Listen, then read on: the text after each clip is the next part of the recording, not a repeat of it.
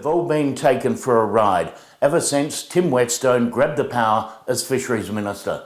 Firstly, the government broke an election promise to set up a new independent organisation to represent recreational fishing in the state.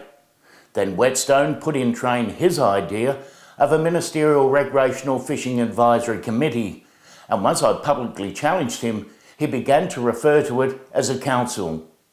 When he called for organisational nominees through PIRSA, he put them through a stringent, intrusive process that was undemocratic. Recfishcentral refused to be a part of this sham and withdrew, claiming the government had broken its promise.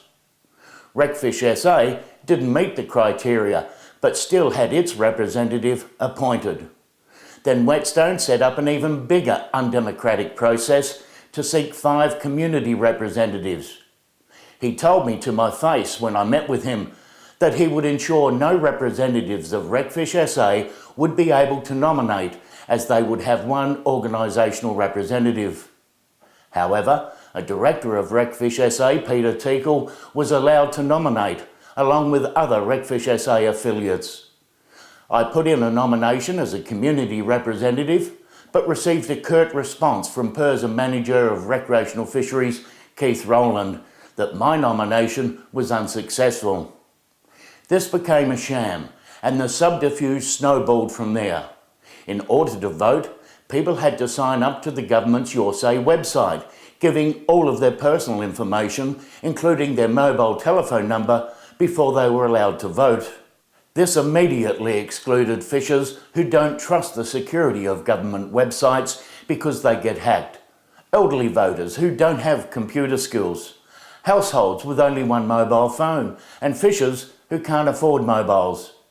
There have been an enormous number of complaints that people using Internet Explorer couldn't log in to the Your Say website, and others who could get in entered their mobile number only to be informed their number had already been registered and couldn't vote. As of recently, there's only been about 700 votes cast from the 277,000 fishers in this state. What does that say about the process? It's undemocratic and elitist. The whole idea behind the move to establish a new recreational fishing organisation was because the Premier Stephen Marshall, in his pre-election promise, claimed RecFishSA had lost the support of recreational fishers and that if elected, he would withdraw their funding and peak status. Well, RecFishSA is still funded and it still has its peak status.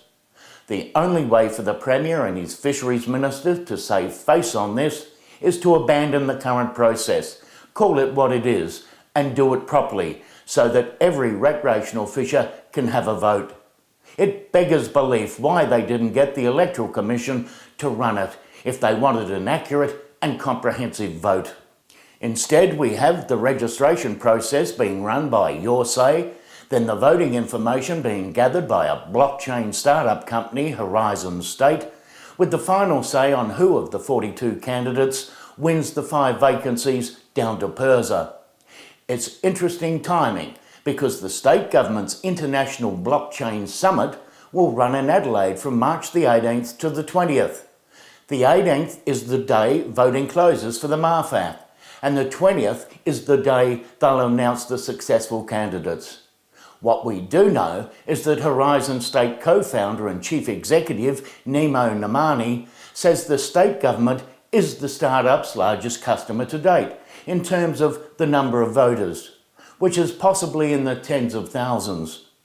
But surely the Premier must be embarrassed by the major flaws in this current voting process, with less than 1% of fishers voting. Horizon State must be dismayed at the turnout, just as recreational fishers are dismayed they can't get in to vote. The whole process has been a sham from the outset because PIRSA Fisheries has made it publicly clear it doesn't want to sit at the same table with the vocal recreational fishing lobby groups that have been extremely critical of its management of this state's fish resources. Questions need to be asked on how a government-funded organisation such as RecFishSA can use taxpayers' funds to run an election campaign supporting its members and affiliates through its Facebook sites. It has a complete database of freshwater fishing permit holders. And did they use taxpayers' funds to urge these people to vote? I'd also like to see, through an announcement from the Premier or a Freedom of Information request, for the contract between the Fisheries Minister and Horizon State. How much was the contract and what guarantees were in place to make the vote legitimate, seeing the information was to pass through 3 organisations before a 4th, the Minister, makes the announcement. For the record, I understand that the Minister is about to handball the fate of Recfish SA to the new MARFAC committee, which is expected to be dominated by Recfish SA members or affiliates. Another broken promise and a massive conflict of interest. A sham? Well, that's putting it very mildly indeed.